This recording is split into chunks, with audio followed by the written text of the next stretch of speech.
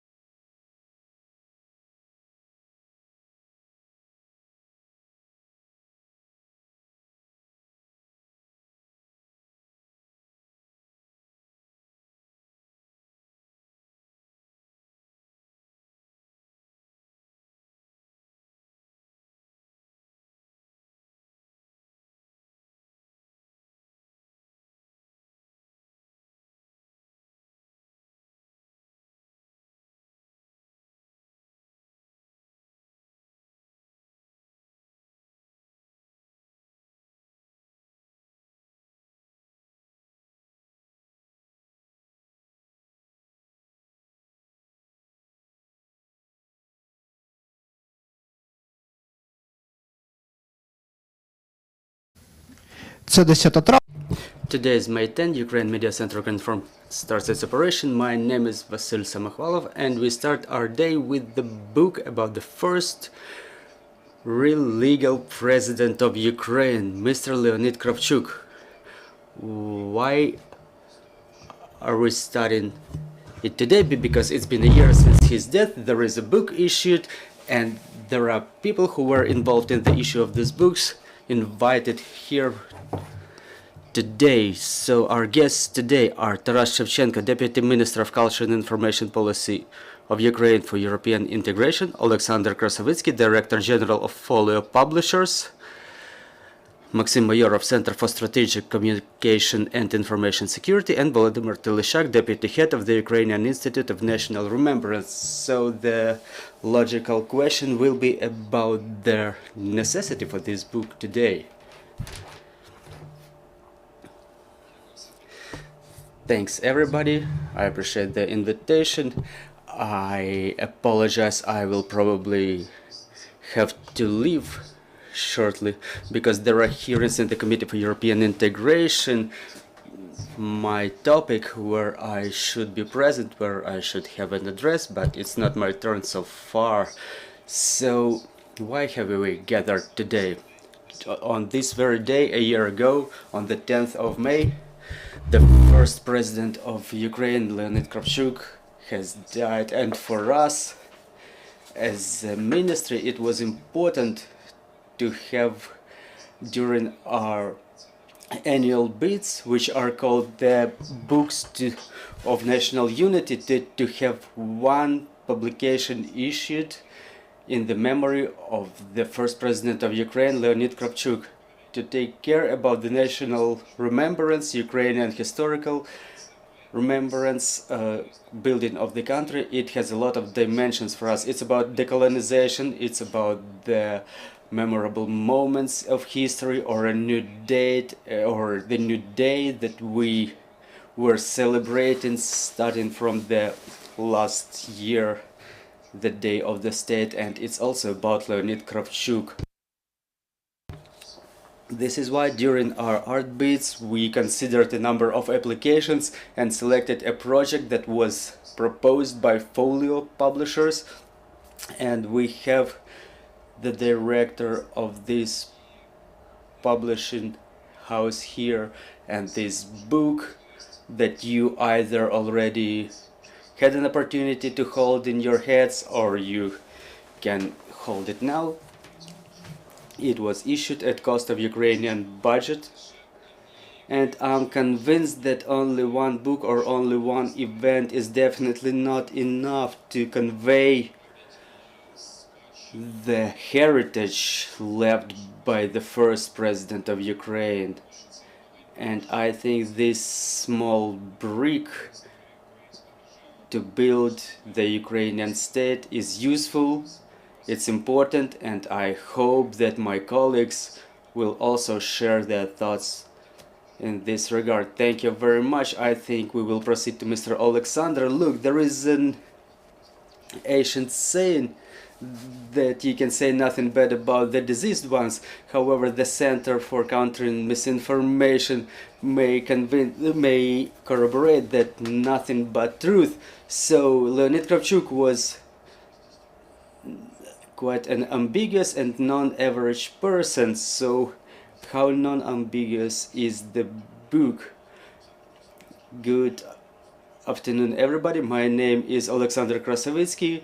I'm present here as two persons, as an author of the book and as a publisher too. So it just happened so that there are two texts in this book. One was issued earlier and it was presented earlier. Is the book by Leonid Kravchuk himself. He was assisted in writing by Volodymyr and the book was issued back in 2010 and it was presented during the Lviv forum of the publishers. Here it's a little bit cut. And another 100 pages are my conversations with Leonid Kravchuk that I recorded in year 2011. I was thinking back then that it would be a book about how Ukraine was gaining its independence, but then the events started unfolding related to the arrest of Yulia Tymoshenko and then arrest of Yuri Lutsenko, and Mr. Kravchuk didn't have a lot of time to work with the book, and those materials were waiting for the Minister of Culture and Information Policy to announce this bit, and I prepared this book quite quickly. I want to say that conversations with Leonid Kravchuk were not something like that. There is a monument, and the conversation with this monument is something very difficult that you have to get prepared to. It all started with something like the issue of the book that was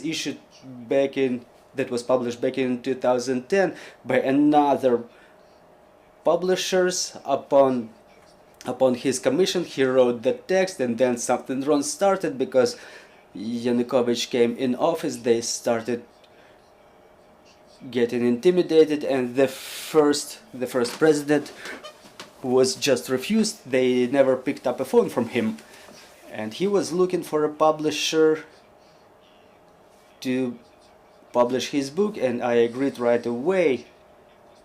So this presentation in Lviv, there was a huge number of people who wanted to take an autograph, and we had a dinner with Mr. Kravchuk, who said, I never thought I would be remembered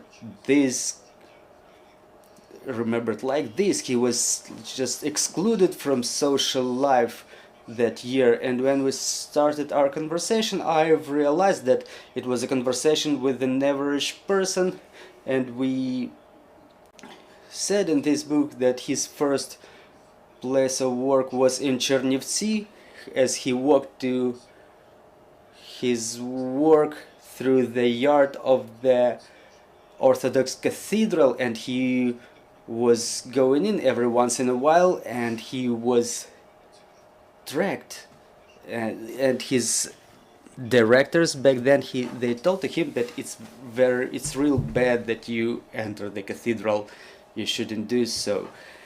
And then in the summer of the year of independence, the year 1991, he was talking to Mikhail Gorbachev in Moscow, and he described how weird were those conversations when it was like a chess play, when you don't say your adversary about your plans, and you just try to find out the plans of your counterpart. And Mr. Gorbachev was pouring vodka in his cup, the lemon vodka, during the dry law in USSR, and he was asking Mr. Kravchuk what he was thinking about the new configuration, the unity of independent states. And still there is no book so far about what happened in Beloverska Pusha. There is no author who would have written anything about that, and obviously this book does not contain all the truth on and there is only one person left out of all the signatories of the document, Witold Fokin. All the rest had left us recently, and even the person who was the architect of this all, Gennady Burbulis, who died during an event in Azerbaijan under undisclosed circumstances. So Sherhi Shahrai, who is also still alive, who remained silent for all this time. So for what I understand, no one had seen any preparatory documents so far. So anyway, this book contains a lot of information, a lot of insider information about what was happening there, but not the whole truth anyway. But I hope that there will be avenues and streets named after Leonid Kravchuk all across Ukraine as a person who created our independent state. Well, it's logical if we start talking about the streets and avenues, what should be the memory, the heritage, how should we commemorate Mr. Kravchuk? Well, thank you. It's an honor. It's an honor to get involved in this conversation, just in case this is Mr. Volodymyr Tylishchak. Well, it's a special question in terms of commemoration. I really wouldn't like to have Mr. Kravchuk commemorated in a way limited only by monuments.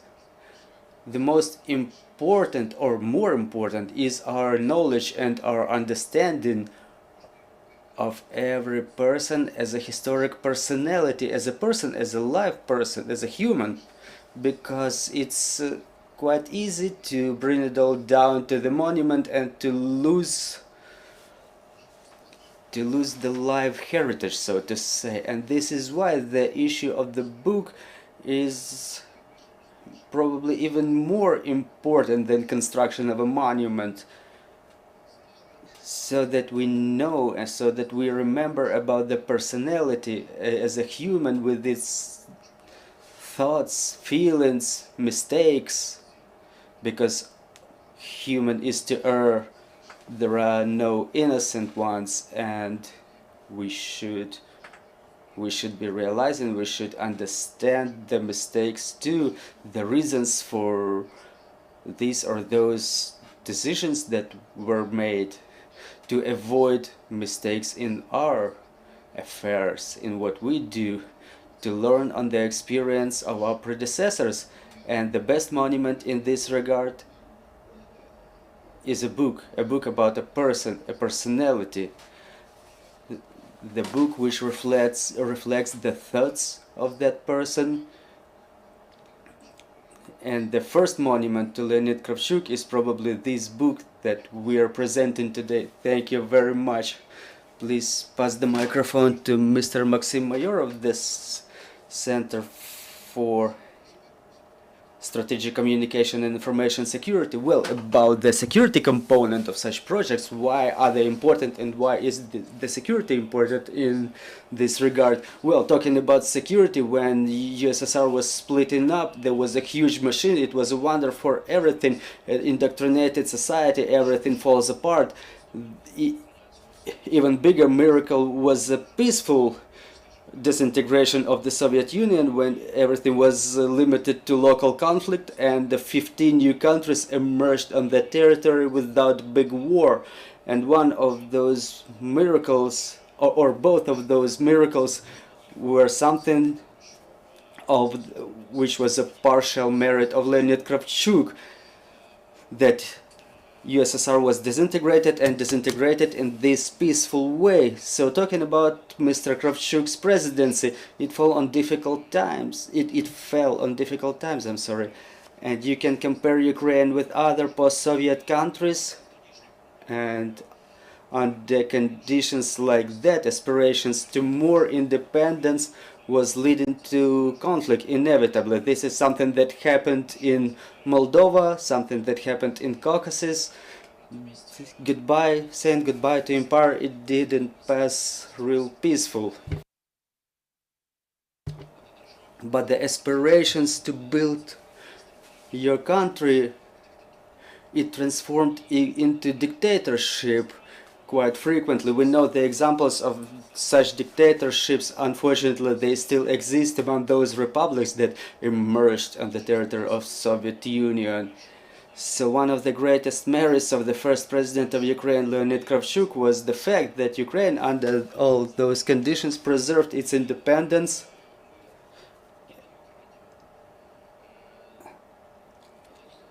and democracy. Leonid Kravchuk was not the first president. He was the president who lost his elections.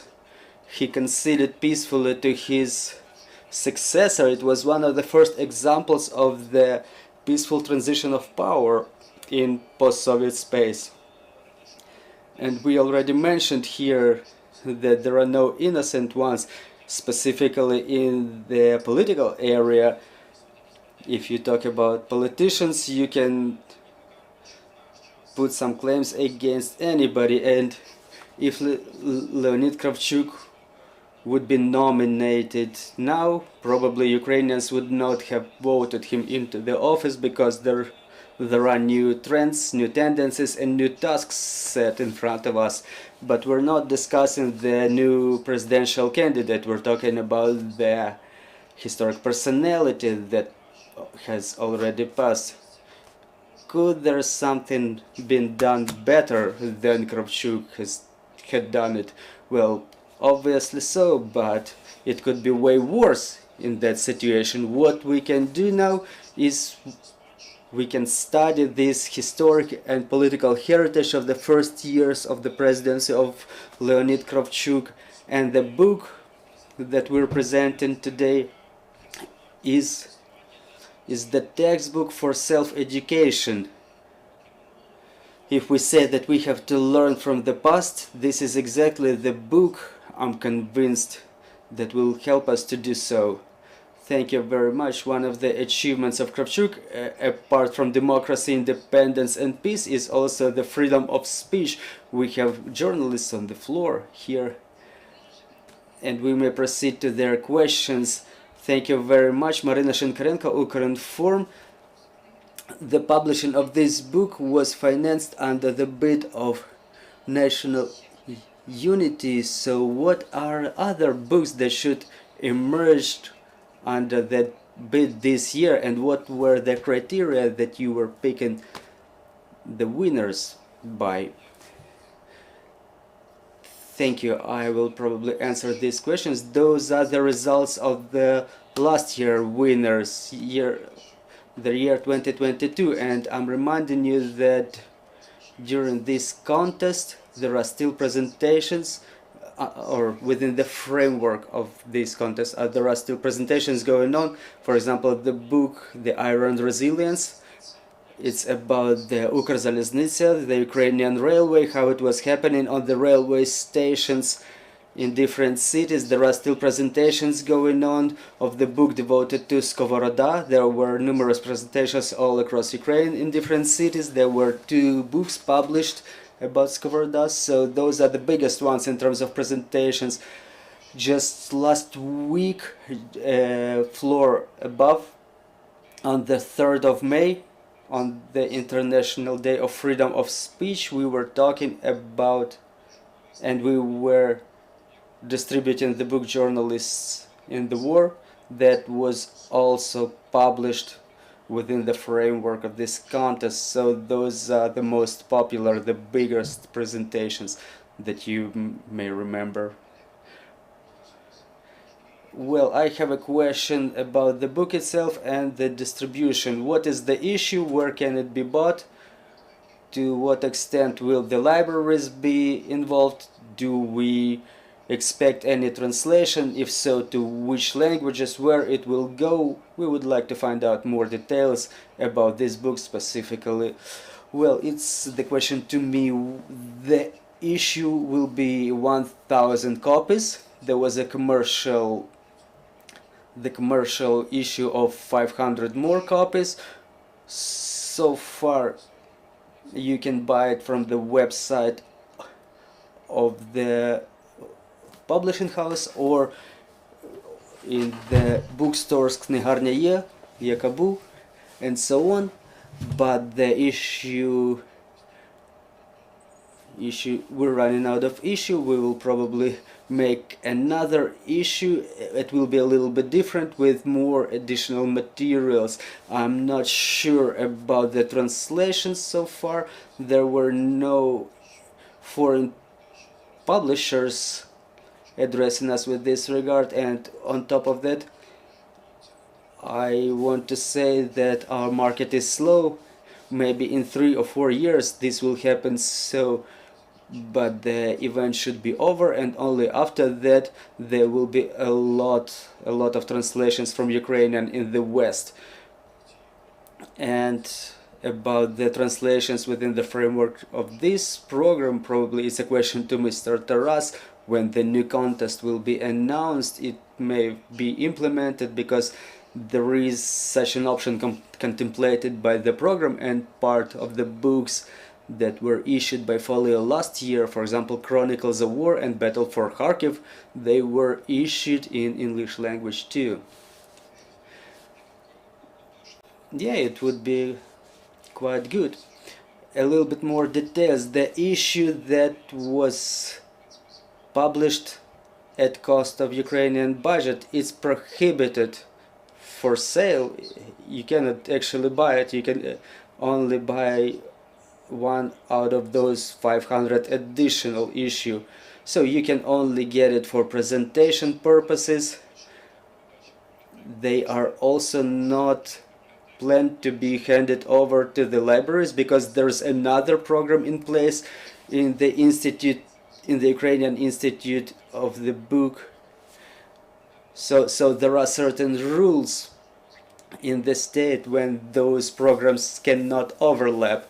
It may look illogical how come the book is published but the libraries cannot get it, but there is another specific program to replenish the library funds. And Ukrainian Institute of the Book last year, I think due to the war, their operations were suspended, but this year some funds, and the minister addresses the international donors to support the Ukrainian Institute of the Book. So this year we plan to issue some books there. Do we have any more questions, please? Good afternoon, Karina Vakareva, TSN 1+1. I have a question to Mr. Taras. You said that we can ask the ministry for popularization of these issues. So who can ask, and what is the procedure generally? It's 1,000 of the books. If you mention it on TSN, probably we will run out of them on the very next day, but generally these books are on the balance of the state enterprise, which submits to the Ministry of Culture and Information Policy. So this state enterprise, it has the books, and the general practice is that other government authorities, they address us with this question. So the purpose should be the popularization, the maximum use, to make sure those books end up in the right hands. And another significant part of what is issued by the ministry is also handed over to the Ministry of Foreign Affairs to be distributed among the representative offices of other countries here. So there's the charitable funds, civil organizations. If the book is devoted to the city, for example, to Kharkiv, Chernihiv, obviously it's also the municipal authority who are interested in disseminating the information about their city. Well, I can confirm it. We submit official letters to the ministry, and we have a desk over there where we distribute different kinds of literature, mostly in foreign languages, because we have a lot of international journalists, foreign journalists. Well, and my question is, how did the family of Mr. Kravchuk react to this book? Did you have an opportunity to talk to them? Well, I don't have any contacts with them, unfortunately. more questions. Roman Kukharuk, Information Agency Nation. I have a question to Mr. Shevchenko. Back in year 96, Ukrainian constitution was adopted during the rule of President Kuchma, but there is a requirement. One of the articles requires the state, the government, the presidents to adopt the constitutional law on the cultural heritage. Maybe your ministry is preparing this draft law, and probably it will be submitted to the parliament, and maybe parliament will adopt that law someday. And another question: within the 30 years of Ukrainian independence, no single paper factory was built in Ukraine. Maybe in the program of reconstruction, of post-war reconstruction, there is such thing planned as the paper factory, which would provide Ukrainian publishers with high quality papers, so we don't buy it elsewhere abroad. Thank you for this question. Both questions are quite interested. Regarding the first question, I'm not responsible for the heritage actually, but I know that just recently the ministry initiated the draft law where the national heritage is considered to be the matter of national security to improve its status. I'm responsible more for decolonization matters. We try to overcome the consequences of decolonization and Russification, but I cannot answer your question quite professional because my subject is mass media, information security, and European integration. The second question, the paper factory which would make paper both for magazines and newspapers, well, for the time being there are no such plans. It's a huge problem, and right by my side is Mr. Krasovytskyi, who may add more. Look, on one hand, yes, is the matter of statewide weight, but if you mean whether it could be stimulating of private business or it should be a government-controlled enterprise, well, I want to say a little bit about the paper. In last year and year before, there was a crisis in Europe due to the amount of paper, but still the publishers kept working. The price of paper grew almost twice, but no one stopped the issue of the books, and starting from the March last year, Folio continues operating. We were suspended only for 1 month. It's a very high energy consuming enterprise.